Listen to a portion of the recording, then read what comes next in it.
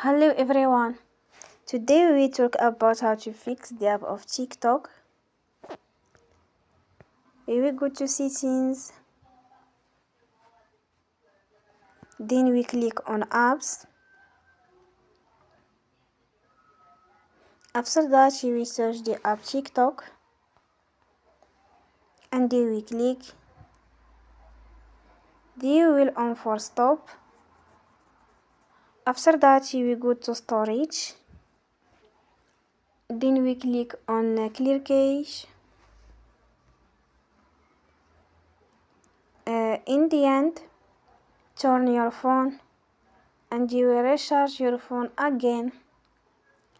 Don't forget to support us by like and subscribe. See you next time and thank you for watching.